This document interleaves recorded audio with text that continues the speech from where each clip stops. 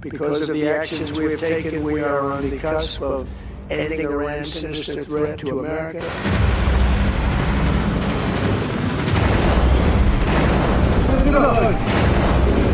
Pleased to say that these core strategic objectives are nearing completion.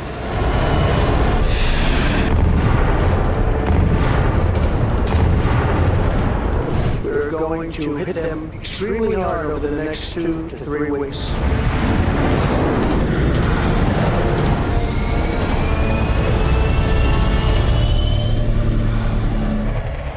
Race for a nuclear bomb, a nuclear weapon like nobody's ever seen before.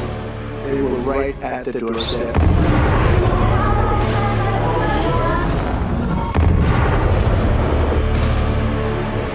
The United States imports almost no oil through the Hormuz Strait, and it won't be taking any in the future. We don't need it.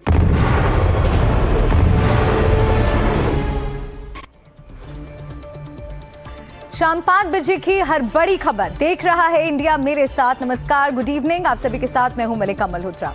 देख रहा है India में लगातार हम आपको पश्चिम Asia में जारी जंग से जुड़ी हर एक खबर, हर एक तस्वीर सबसे पहले दिखा रहे हैं। जंग को लेकर हमारी ग्राउंड रिपोर्टिंग भी जारी है और हमारे सहयोगी इजराइल से लेबनान तक मौजूद है। आगे मैं अपने सहयोगियों का रुख करूंगी और उनसे जानेंगे ताज़ा हाल। लेकिन इससे जुड़ी आपको एक और अहम खबर हम बता दें कि ईरान में अमेरिका और इजराइल ने जो जंग शुरू की उससे 5 हफ्ते हो गए हैं। दुनिया को लग रहा था कि ये अब शायद रुकने की ओर बढ़ रही है, लेकिन अमेरिकी राष्ट्रपति ने अपने बयान में कहा है कि अगले 2 से 3 हफ्ते में ईरान पर कड़ा प्रहार होगा। जंग की और भीषण होने के आसार बने हुए हैं। ट्रंप का बयान आया है कि 2 से 3 हफ्तों में भीषण हमला होगा। वो ईरान को स्टोन एज यानी पाषाण युग में पहुंचा देंगे। लेकिन सवाल यह है कि क्या एक बार फिर ट्रंप बयानों के बम फोड़ रहे हैं? और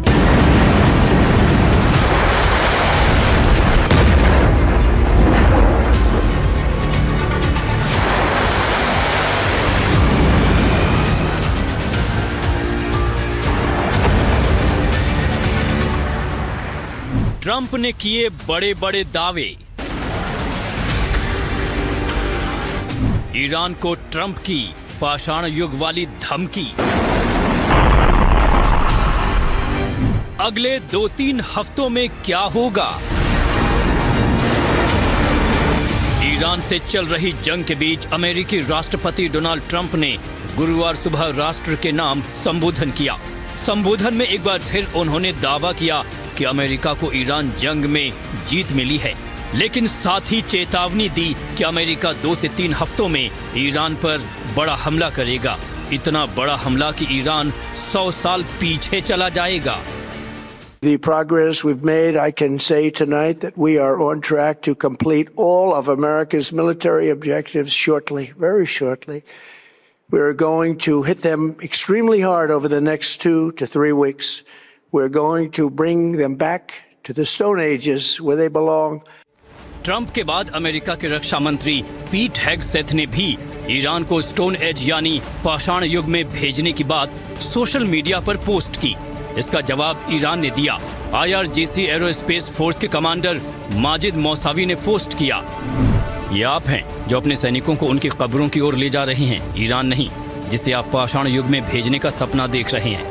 हॉलीवुड की कल्पनाओं और भ्रमों ने आपके विवेक पर ऐसा पर्दा डाल दिया है कि सिर्फ 250 वर्षों का इतिहास रखने के बावजूद आप 6000 साल से अधिक पुरानी सभ्यता को धमकी देने का दुस्साहस कर रहे हैं। इस जंग को लेकर ट्रंप कई बार अलग अलग डेडलाइन देते रहे हैं। वो कभी युद्ध खत्म होने तो कभी युद्ध को और तेज करने की बात करते हैं। कभी कहते हैं कि ईरान में उनका मिशन पूरा हो गया है, तो कभी कहते हैं कि ईरान पर अब और बड़े हमले करेंगे। ईरान को लेकर ट्रंप एक बार फिर नई तारीख लेकर आए हैं। 21 मार्च को 48 घंटे, 23 मार्च को 5 दिन, 27 मार्च को 10 दिन, 1 अप्रैल को 2 से 3 हफ्ते, 2 अप्रैल को अपने भाषण में फिर 2 से 3 हफ्ते की बात करते हैं। अगर उनका स्टेटमेंट को अगर पूरा आप रीड करें या डिकोड करें तो उसमें कुछ खास नई बातें नहीं है। जब से जंग की शुरुआत हुई करीब 34 दिन में उन्होंने 200 जो बयान दिए हैं या सोशल मीडिया पर अपनी बात को रखे वो सबको उन्होंने कंपाइल कर दिया। हाँ, एक नई बात जरूर उन्होंने कही है, उन्होंने ये जताने की कोशिश की है कि अमेरिका के जो पहले के राष्ट्रपति थे उन्होंने कोई खास काम नहीं किया, हमने बहुत बेहतर काम किया। कोई गिना रहे थे कि 19 साल की उन्होंने लड़ाई लड़ी, कोई बता रहे थे कि 8 साल लड़ाई लड़ी और हमने यहाँ केवल 32 दिन की लड़ाई लड़ी। जहां तक रही ईरान पर हमले की बात तो लगातार दोहरा रहा है और फिर स्ट्रेट ऑफ हॉर्मुज के लेकर बात कर रहे हैं। लेकिन ट्रंप शायद इस बात को नहीं जानते कि लड़ाई शुरू होने से पहले स्ट्रेट ऑफ हॉर्मुज तो खुला ही हुआ था। बंद करवाने की जिम्मेदारी जो है, बंद करवाने का काम तो ट्रंप ने किया है। सवाल ये कि ईरान जैसे देश को पूरी तरह बर्बाद करने का दावा और धमकी एक साथ देने वाले ट्रंप क्या करने की सोच रहे हैं? क्या ईरान पर बड़े हमले की प्लानिंग है? क्या हमले की तैयारी के लिए ही समय निकाल रहे हैं? क्या जमीनी हमले की रणनीति बना रहे हैं? स्ट्रेट ऑफ हॉर्मुज को खुलवाने के लिए 48 घंटे का अल्टीमेटम देके आज डोनाल्ड ट्रंप कहते हैं कि हमें हॉर्मुज से कुछ लेना देना नहीं है और उनकी जानकारी में है कि उनके 18-20 लाख के जो ड्रोन है ईरान के, उससे अमेरिका के नंबर ऑफ MQ-9 पर ड्रोन और इंटरसेप्टर मिसाइल जो 30 करोड़ से भी ज्यादा की हैं ध्वस्त हो रही हैं। तो अब उनका ये कहना कि हम अगले 2-3 हफ्ते में ईरान पे बहुत बड़ा हमला करेंगे, यानी केवल प्रेशर टैक्टिक्स है, ग्राउंड ऑपरेशंस नहीं है। ट्रंप ने जो बड़ी बातें कही हैं उन पर भी जरा गौर कीजिए। ट्रंप ने कहा कि ईरान की मिसाइल ड्रोन क्षमता खत्म हो गई है। ये भी दावा किया कि सेना हमारे कंट्रोल में है। ईरान के बड़े नेता मारे गए, सत्ता परिवर्तन हो चुका है। ट्रंप ने फिर दोहराया कि ईरान को परमाणु ताकत नहीं बनने देंगे। साथ ही ये भी कहा कि हमें हॉर्मुज का तेल नहीं चाहिए, जिसे चाहिए वो खुद जाकर ले ले। ट्रंप दावा कर रहे हैं कि ईरान की ताकत पूरी तरह खत्म हो गई है, लेकिन अगर ऐसा है तो फिर ईरान इतने ताकतवर हमले कैसे कर रहा है? या ट्रंप सिर्फ अपनी साख बचाने के लिए ऐसी बयानबाजी कर रहे हैं? डोनाल्ड ट्रंप को शायद अंदाजा नहीं रहा होगा कि खोमेनी साहब मरने से पहले मोज़ेक डिफेंस डॉक्ट्रिन बना गए थे, जिसमें डिसेंट्रलाइजेशन यानी कि अगर पूरी की पूरी सेंट्रल लीडरशिप ईरान की खत्म भी कर दी जाए तो 31 प्रोविंशियल कमांडर को हथियार अलग अलग, टारगेट अलग अलग दे दिए गए थे कि आप लड़ाई लड़ते रहेंगे। अब उनकी समझ में आ गया है डोनाल्ड ट्रंप के कि वो एक ईरान से नहीं 31 ईरान से लड़ रहे हैं, लिहाजा अब वो जो कुछ कह रहे हैं वो हवाबाजी ही है। ट्रंप युद्ध में जीत का दावा कर रहे हैं और साथ ही अगले 2 से 3 हफ्तों में भारी तबाही की बात भी कर रहे हैं। ट्रंप अपनी जीत की बात कर रहे थे तो उधर ईरान ने मिसाइलों से इसका जवाब दिया।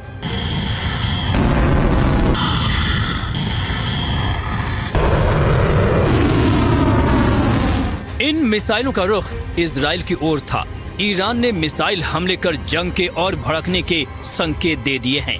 ईरान लगातार कहता रहा है कि वो अमेरिका की शर्तों पर किसी तरह के समझौते के लिए तैयार नहीं है।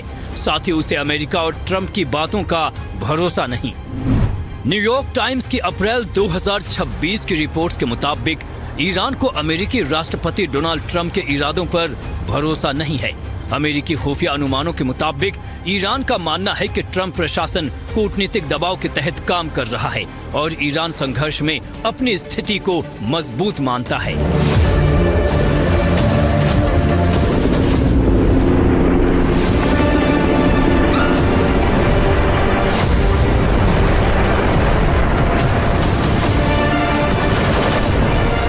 ट्रंप ने दावा किया था कि ईरान के नए शासन ने युद्ध विराम की मांग की है, तो वहीं ईरान ने इस दावे को झूठा और आधारहीन करार दिया है। ये कहा जा रहा है कि अमेरिका इस बात की तैयारी कर रहा है कि वो ईरान पर जमीनी हमला करे, लेकिन अभी तक इस पर फैसला नहीं लिया गया है। तो वहीं ईरान कह चुका है कि उसकी सेना तैयार है। ये युद्ध कब तक चलेगा, इसका जवाब अभी किसी के पास नहीं दिखता। और जिस तरह से ट्रंप के बयान हर दिन बदलते रहते हैं, उससे तो लगता है कि उनके पास इससे बाहर निकलने का रास्ता फिलहाल तो नहीं है। Bureau report, NDTV India. और आइए अब आपको सीधा वॉर जोन में जो मेरे सहयोगी मौजूद हैं उनके पास लिए चलते हैं। तेल अवीव में इस वक्त अंकित त्यागी मौजूद हैं और नज़ीर हमारे साथ लेबनान से जुड़े हुए हैं। नज़ीर, सबसे पहले मैं आपका रुख कर रही हूं, इस वक्त ग्राउंड पर क्या हालात आप देख रहे हैं और कौन से वो क्षेत्र हैं, कौन से वो इलाके हैं जहां पर सबसे ज्यादा स्ट्राइक्स हो रही हैं और स्ट्राइक्स कितनी इंटेंस हैं? देखिए, सबसे ज्यादा स्ट्राइक्स साउथ लेबनान में हो रही है, जहां एक बड़े इलाके को इजराइल कब्जा करना चाहता है। वो सिर्फ सिक्योरिटी बफर जोन बनाना चाहता है।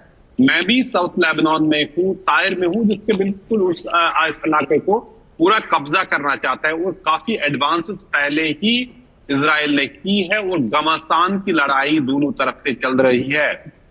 नकुरा से लेके जितने भी गांव है, कहीं एक गांव 8 किलोमीटर अंदर जो है, जो लेबनान की टेरिटरी है, उस पे अभी तक कब्जा किया है इजराइल ने और अभी ये कब्जा करने की फिराक में है। काफी लड़ाई हो रही है। 24 घंटों में 48 जो इजराइल के सोल्जर भी जख्मी हुई है। ये मालूम नहीं कि हिजबुल्लाह को कितना नुकसान पहुंचा है, लेकिन दोनों तरफ से जबरदस्त लड़ाई जारी है और ये हिजबुल्लाह भी मिसाइल और रॉकेटों से इन पे हमला कर रहा है, इजराइल के अंदर भी। और यहाँ लेबनान में बहुत बड़े धमाके हो रहे हैं, रॉकेट और मिसाइल अटैक हो रहे हैं। और इसी के साथ साथ हिजबुल्लाह के ठिकानों पे जो है एयर अटैक्स भी हो रहे हैं। लोगों की बड़ी तादाद जो है घरों से बेघर हो गई है। किसी को मालूम नहीं है कहाँ क्या कब होगा, क्योंकि जमीन पे जो सिस्टम है वो किसी एक के हाथ में यहाँ नहीं है। तो कुल मिला के एक तरह की बेयकीनी की हालत है। लोग परेशान हैं कि अगली सुबह क्या होगा, अगले लम्हे क्या होगा। ये जंग दिन ब दिन बेयकीनी की सूरत ख्याल लेता है। इजराइल आगे बढ़ रहा है और गांव के गांव कब्जा कर रहा है। नज़ीर, और नागरिकों के हताहत होने और विस्थापन को लेकर क्या तस्वीर है, इस पर भी मैं आपसे आगे बात करूंगी, लेकिन अंकित का मैं रुख करना चाहूंगी अब। अंकित, बहुत दिनों से आप वहां पर मौजूद हैं। इस युद्ध के मानवीय असर के बारे में मैं आपसे समझना चाहूंगी कि जो स्थानीय लोग हैं, क्या उन्हें वहां से निकलने का अवसर मिल पा रहा है? जमीन पर हालात फिलहाल कितने गंभीर हैं? देखिए, लेबनान की तरह तो हालात नहीं हैं, क्योंकि इजराइल का जो सुरक्षा, जो हवाई सुरक्षा का पूरा इंतज़ाम है वो काफ़ी तगड़ा है। तो कल हमने देखा कि कल यहाँ पर एक बड़ा यहूदी त्यौहार था और उसके बीच में यहाँ पर ताबड़तोड़, शायद जंग जब से शुरू हुई है उसके बाद सबसे बड़ा जो एक मिसाइल से हमला है वो लगातार हुआ। बराज जिसको कहते हैं अंग्रेजी में, वेव्स आफ्टर वेव्स, यानी कि एक के बाद एक मिसाइल और ड्रोन्स की वेव ना सिर्फ ईरान से बल्कि यमन और लेबनान की तरफ से इजराइल की तरफ आए। और कल कम से कम 24 घंटे के अंदर 14 बार यहाँ पर सायरन बजे, अंडरग्राउंड बंकर्स में लोगों को जाना पड़ा। 5 एक के बाद एक, शाम को, रात को 3 और उससे पहले पूरे दिन में सुबह से लेकर रात तक इस तरीके के सायरन बजे। ये आपको बताता है कि ये इंटेंसिटी जो है इस जंग की वो कितनी ज़्यादा बढ़ती जा रही है। आप पूछ रही थी कि लोगों के ऊपर इसका क्या असर हो रहा है। अभी मैं बिल्कुल एक स्टोरी अभी करके निकला हूं जो थोड़ी कुछ देर में एनडीटीवी इंडिया के दर्शक देखेंगे कि कैसे यहाँ पर कई ऐसी जगह हैं, कई ऐसे लोग हैं जिनके घरों में बंकर नहीं है, तो रात भर लगातार सायरन बजता है और वो जब नीचे जाते हैं तो उनके लिए बहुत मुश्किल हो जाती है। लोगों के बच्चे हैं, उनके घर में बूढ़े माँ बाप हैं, तो एक पूरा अंडरग्राउंड शेल्टर है 4 मंजिला नीचे, वहाँ पर पूरी एक टेंट सिटी बन गई है। यानी कि तेल अवीव के कई लोग वहाँ पर अब टेंट लगाकर, बिस्तर लगाकर वहीं पे रह रहे हैं, उनके बच्चे वहीं पे रह रहे हैं। लोग 3-3 हफ्तों से अंडरग्राउंड जो है उस शेल्टर में रह रहे हैं, क्योंकि बार बार आना जाना उनके लिए बहुत मुश्किल हो जाता है। कुछ लोगों के घर में बंकर नहीं है। कल जो बमबारी हुई उसमें करीब 20 जगह को टारगेट किया गया, 14 से ज़्यादा लोग घायल हुए। आज यहाँ पर मोटा मोटा छुट्टी ज़रूर है, लेकिन लोग जो हैं वो अभी भी इंतज़ार कर रहे हैं कि कब सायरन बजे। तो असमंजस के बीच में, जो मिसाइल के साए हैं उसके बीच में लोगों का जीवन चल रहा है। बिल्कुल, आम नागरिकों को निकलने का मौका नहीं मिल पा रहा है और लगातार इस तरह की जो परेशानियां हैं उनसे जूझ रहे हैं वहां के लोग। बहुत शुक्रिया आप दोनों का, वॉर जोन से लगातार आप ताज़ा खबरें और तस्वीरें दर्शकों तक पहुंचा रहे हैं। सुरक्षित रहिए, आगे भी आप दोनों का हम रुख करेंगे। और एक और बड़ी खबर आपको बता दें, ईरान पर अब तक का सबसे बड़ा हमला इस्फहान में मिसाइल ठिकानों पर बड़ा अटैक हुआ है। ये इस वक्त की एक बड़ी खबर मिल रही है। तो देखिए लगातार जैसा कि अंकित बता रहे थे और नजीर आपको ग्राउंड जीरो से अपडेट दे रहे थे कि जो हमले हैं वो रुके नहीं है और जो स्ट्राइक्स की इंटेंसिटी है वो भी हर गुजरते दिन के साथ बढ़ती चली जा रही है। और इन्हीं हालातों के बीच जो आवाम है उन्हें रहना पड़ रहा है, सुरक्षित ठिकानों को तलाशना पड़ रहा है, बंकर्स में छिपना पड़ रहा है। और ऐसे में जो इमरजेंसी सेवाएं हैं, अस्पताल हैं, उन पर भी एक बड़ा दबाव बना हुआ है इन तमाम युद्ध से ग्रसित इलाकों पर। और देखिए ये स्ट्राइक्स की तस्वीरें आपको हम दिखा रहे हैं। ईरान पर अब तक का सबसे शक्तिशाली हमला हुआ है। इस्फहान में मिसाइल ठिकानों पर बड़ा अटैक हुआ है। मिसाइल ठिकानों पर हमले से बड़े पैमाने पर तबाही की भी जानकारी मिल रही है। बड़े पैमाने पर सेकेंडरी धमाके हुए। इजराइल का दावा है कि 150 से ज्यादा बैलिस्टिक मिसाइलें तबाह कर दी गई हैं। तो ये इस वक्त ताजा हालात है वहां के। युद्ध कितना बढ़ता जा रहा है और कितना और घातक होता जा रहा है, इससे जुड़ी रोज तस्वीरें और खबरें सामने आ रही हैं। ईरान पर अब तक का सबसे बड़ा हमला इसे इजराइल कह रहा है। इस्फहान में मिसाइल ठिकानों पर यह बड़ा अटैक हुआ है।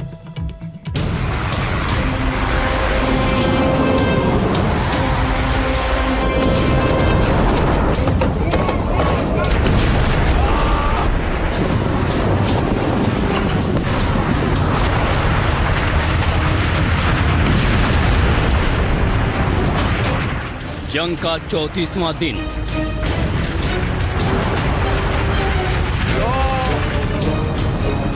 ईरान की सबसे बड़ी स्ट्राइक।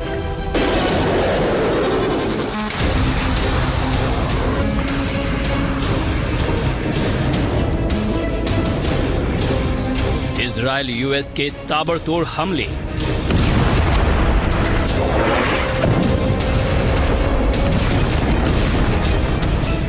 युद्ध की भयावह तस्वीरें।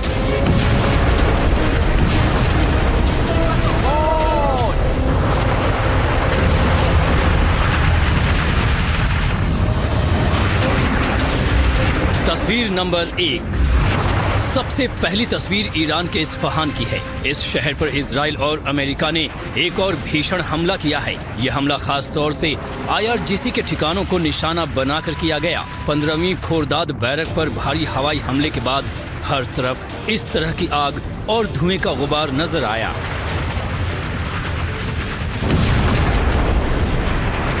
इन तस्वीरों को दोबारा देखिए। ये कोई आम धमाका नहीं था। एक के बाद एक कई धमाके होते गए। इसे सबसे ताकतवर धमाकों में गिना जा रहा है। जबरदस्त धुआं और भयंकर विस्फोट। इस्फहान के बहरिस्तान इलाके में ये धमाका हुआ। आप देख सकते हैं कि कैसे आसमान में पूरा काले धुएं का गुबार उठ रहा है। ये बहुत बड़ा धमाका था। पूरी पहाड़ी का हिस्सा इसकी चपेट में आ गया। सिर्फ एक धमाका नहीं, बल्कि इस विशाल धमाके में एक के बाद एक कई धमाके होते चले गए। चिंगारियों का गुबार उठने लगा और पूरा आसमान आग की रोशनी और काले धुएं से भर गया। इस हमले को सबसे ताकतवर हमलों में से एक माना जा रहा है।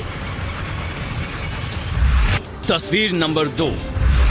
अब एक और तस्वीर देखिए। अमेरिकी F-15 फाइटर जेट जो एक ईरानी ड्रोन से मात खा गया और ड्रोन ने उसे चकमा देते हुए तेल ठिकाने पर हमला कर दिया। हवा में लहराता ये विमान अमेरिकी F-15 फाइटर जेट है और उसके ठीक पीछे एक छोटा सा ईरानी ड्रोन है।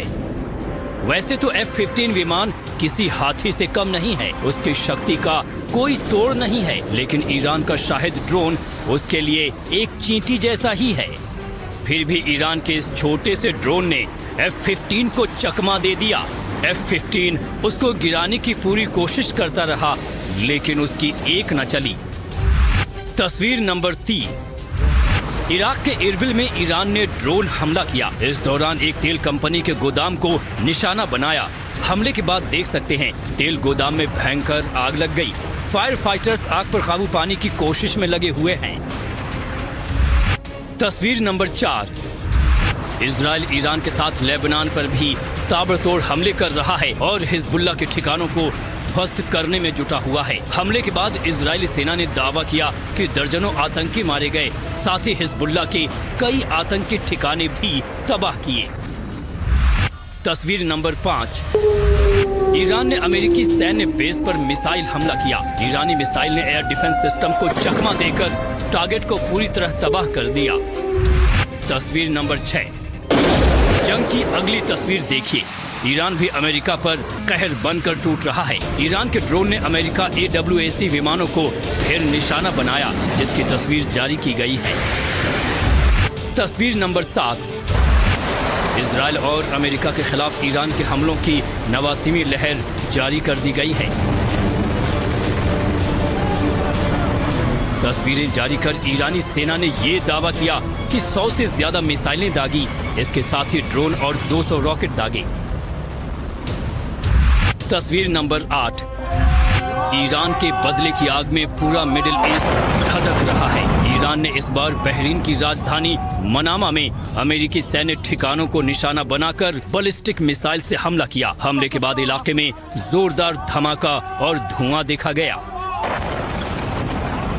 यूएस, इजराइल और ईरान के बीच युद्ध को 34 दिन हो गए हैं और हमले अभी भी लगातार जारी हैं। इजराइल पर ईरान ने सबसे बड़ी स्ट्राइक की है, तो वहीं इजराइल और अमेरिका भी ईरान को निशाना बना रहे हैं। ये युद्ध कब खत्म होगा, इस बात का अंदाजा अभी तक नहीं लग रहा है। Bureau report, NDTV India. एक और बड़ा अपडेट मिल रहा है युद्ध से जुड़ा। ईरान ने अमेरिकी ठिकानों पर मिसाइल दागे हैं। ऑपरेशन ट्रू प्रॉमिस 4 का ये आप कह सकते हैं एक तरह से 90वां एडिशन है, 90वीं लहर। अमेरिकी स्टील उद्योगों पर हमले का दावा। IRGC ने ये बड़े हमले का दावा किया है। तो इस्फहान में किस तरह से हमले हुए आपको हमने दिखाया तस्वीरें, जो घातक भीषण हमले की थी। लेकिन अब जो ईरान जवाबी कार्रवाई कर रहा है, ईरान कैसे चुन चुन कर अमेरिकी ठिकानों को निशाना बना रहा है, उससे जुड़ा ये बड़ा अपडेट मिल रहा है। ऑपरेशन ट्रू प्रॉमिस 4 का ये 90वीं लहर है। अमेरिकी स्टील उद्योगों पर हमले का दावा किया गया है। अमेरिकी स्टील उद्योगों पर हमले का यह दावा, IRGC ने बड़े हमले का दावा किया है। ईरान ने अमेरिकी ठिकानों पर मिसाइलें दागी।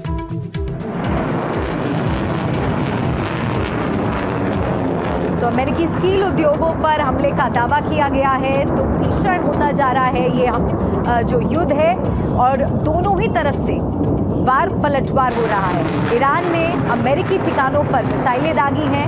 ट्रंप की तरफ से लगातार ईरान को चेताया जा रहा है, लेकिन ईरान ने भी साफ कर दिया है कि वो रुकेगा नहीं और युद्ध थमेगा नहीं। IRGC ने बड़े हमले का दावा किया है।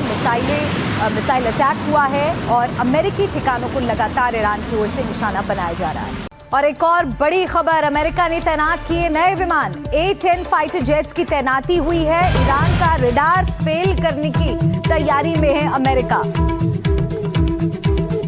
तो अमेरिका की तरफ से लगातार कदम उठाए जा रहे हैं ईरान में नुकसान करने की, पहुंचाने की ईरान को नुकसान, पूरी कोशिश यहां पर की जा रही है अमेरिका की ओर से। और इसी कड़ी में अब अमेरिका ने नए विमान तैनात किए हैं। A-10 फाइटर जेट्स को तैनात किया गया है। ईरान का रडार फेल करने की तैयारी है।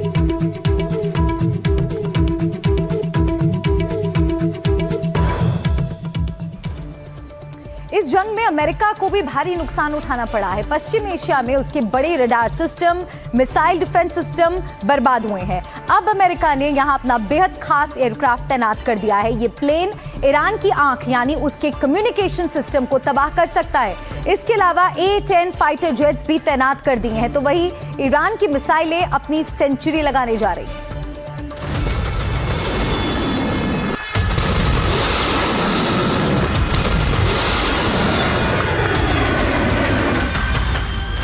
जंग में उतर रहे हैं नए हथियार।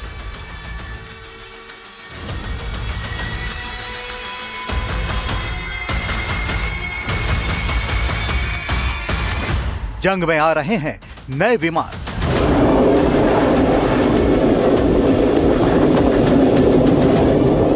ईरान को पूरी तरह घुटनों पर लाने के लिए अमेरिका ने एड़ी चोटी का जोर लगा दिया है। हार्ड पैट्रियट से काम नहीं बना तो अब सबसे खतरनाक इलेक्ट्रॉनिक अटैक विमान को तैनात कर दिया है।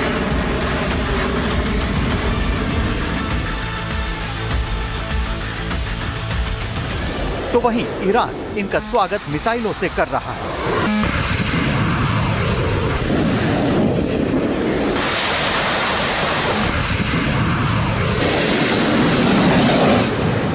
अमेरिका की इलेक्ट्रॉनिक आंख ईरान के पास तैनात किया EA-37B कॉम्पस कॉल।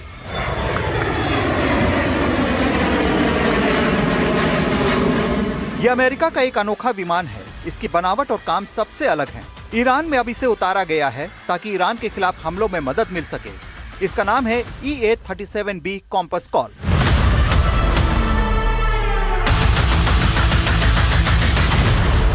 ये एक इलेक्ट्रॉनिक अटैक विमान है। ये दुश्मन की कम्युनिकेशन, रडार और नेविगेशन सिस्टम को जाम कर सकता है। ये 45,000 फीट से अधिक की ऊंचाई पर काम कर सकता है। इसमें सबसे आधुनिक जैमिंग सिस्टम लगे हैं। ये सिस्टम रडार सिग्नल रोक सकता है, जीपीएस को गुमराह कर सकता है और कम्युनिकेशन लिंक को तोड़ सकता है। ये दुश्मनों के हवाई क्षेत्र में घुसकर उन्हें बेअसर करने में सक्षम है, जिससे अमेरिकी सेना को सुरक्षित तरीके से मिशन पूरा करने में मदद मिलेगी।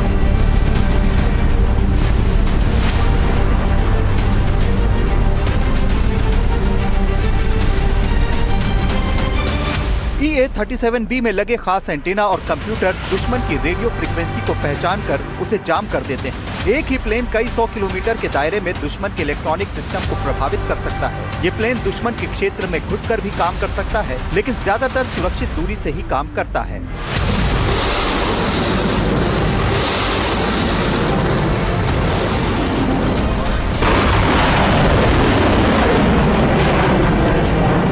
इस जंग में ईरान की मिसाइलों और सस्ते ड्रोन्स ने अमेरिका की करोड़ों अरबों की मिसाइलें और रडार सिस्टम को बर्बाद किया है।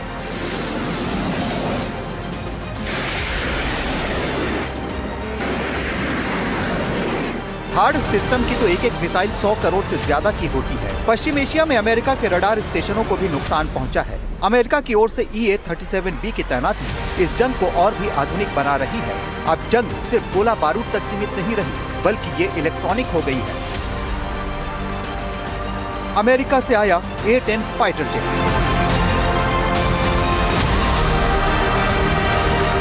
इस जंग में अमेरिका ने अब अपने एक बेहद भरोसेमंद फाइटर जेट को भी उतार दिया है। ये है A-10। कहा जा रहा है कि इस युद्ध में अमेरिका ग्राउंड ऑपरेशन की भी तैयारी कर रहा है और ये A-10 विमान इसमें काफी मदद कर सकता है।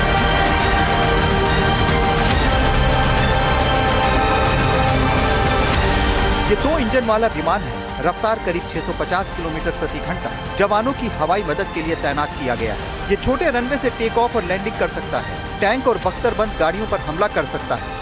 जमीनी लक्ष्यों को नष्ट करने में माहिर है। 1 मिनट में 3,900 राउंड फायरिंग करता है। अफगानिस्तान और इराक में अमेरिका ने इसका इस्तेमाल किया था।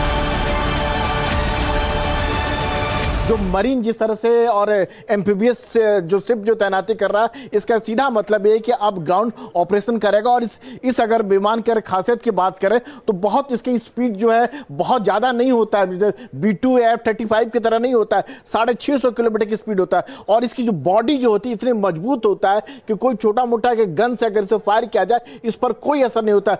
बड़े आसानी से टारगेट को देख के हिट करता है और टैंक का किलर माना जाता है। यानी बड़ी आसानी से टारगेट को देख सकता है और उसको हिट कर सकता है। और जमीनी हमले में इससे बेहतर कोई दूसरा एयरक्राफ्ट अमेरिका के लिए नहीं माना जाता है। और यही वजह कि 50 साल से अमेरिका का इस पर भरोसा जो कायम है।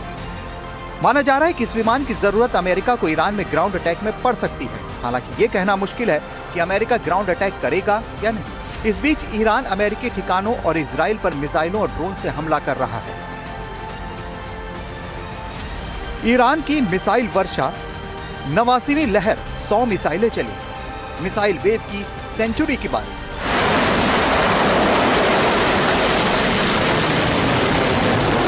ऑपरेशन ट्रू प्रॉमिस 4 के तहत ईरान लगातार मिसाइलें चला रहा है। 34 दिन में 89 बार उसने मिसाइलें दागी और इस लहर में एक साथ 100 से ज्यादा मिसाइलें अपने टारगेट की ओर निकली।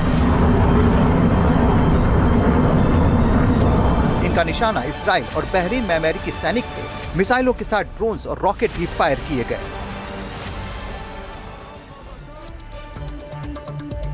और इस बीच एक बड़ी खबर मिल रही है। ईरान युद्ध पर MEA का बयान आया है। होर्मुज पर हमारी नजर है। होर्मुज में टोल पर MEA का ये बयान आया है। टोल पर ईरान से कोई बात नहीं। अरब देशों में अब तक 8 भारतीयों की मौत हो चुकी है। एक भारतीय नागरिक लापता है।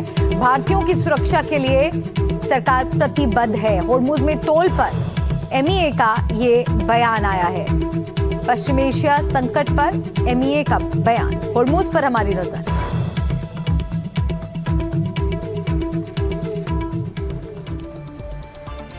पश्चिम एशिया में बढ़ते तनाव के बीच ट्रंप ने नेटो से बाहर निकलने की धमकी दे डाली और नेटो की विश्वसनीयता पर भी सवाल उठा दिए। यहां तक कि नेटो को कागजी शेर तक कह डाला। इस बयान के बाद ब्रिटेन के प्रधानमंत्री कीर स्टारमर ने भी पलटवार किया और साफ कहा, कितना भी शोर मचा लो, ये युद्ध हमारा नहीं है। लेकिन क्या नेटो से बाहर होना अमेरिका के लिए इतना आसान है? और अगर ऐसा होता है तो इसका असर क्या होगा?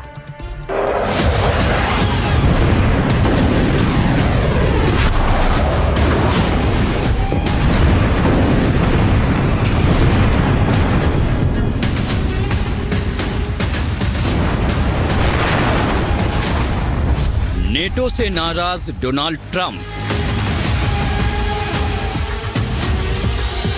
ट्रंप ने नेटो को कहा कागजी शेर। नेटो से अलग होगा अमेरिका। क्या अमेरिका के पास है अधिकार?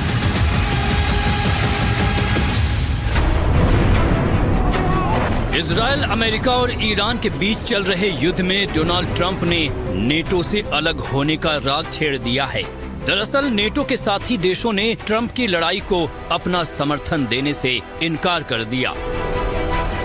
हॉर्मुज को फिर से खोलने में मदद करने की मांग को खारिज कर दिया और अमेरिकी फाइटर जेट को उड़ान भरने के लिए अपना सैन्य बेस देने से भी मना कर दिया। और इन्हीं सब वजहों से ट्रंप इतना नाराज हो गए कि उन्होंने नेटो से अलग होने की बात कह दी और नेटो को कागजी शेर कह डाला। We've had some very good allies over there. We've had some very bad allies in NATO.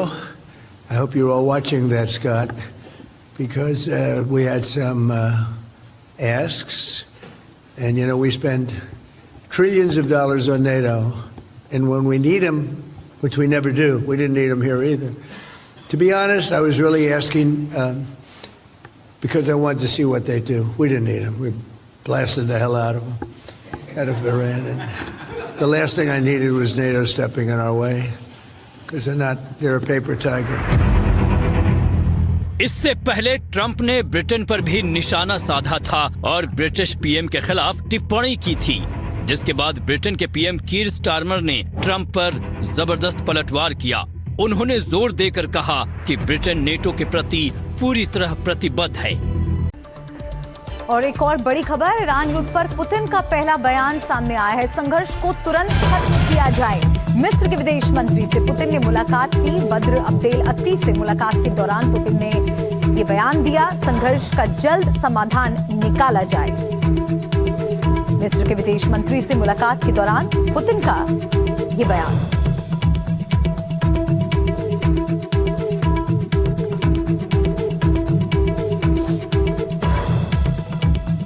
तो ईरान युद्ध पर पुतिन का ये बयान आया है और पुतिन की तरफ से ये कहा गया है कि संघर्ष का जल्द समाधान निकलना जरूरी है। बद्र अब्देल अत्ती के साथ पुतिन की ये मुलाकात हुई और इस मुलाकात पर ये बयान उन्होंने दिया। जो इस वक्त युद्ध के हालात चल रहे हैं उसे लेकर पुतिन का ये बयान आया है, संघर्ष को तुरंत खत्म किया जाए। मिस्र के विदेश मंत्री से पुतिन ने मुलाकात की और इस मुलाकात के दौरान युद्ध के हालात पर चर्चा हुई और पुतिन की तरफ से ये बयान दिया गया कि संघर्ष का समाधान जल्द निकलना जरूरी है।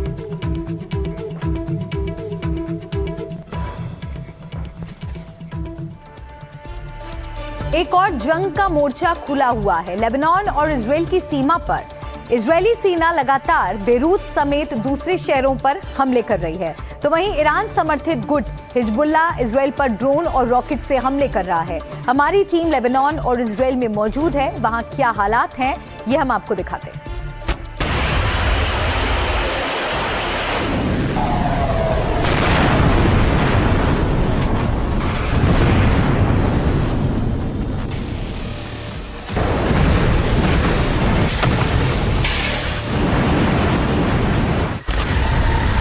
लेबनान में इजराइल के लगातार हमले हो रहे हैं।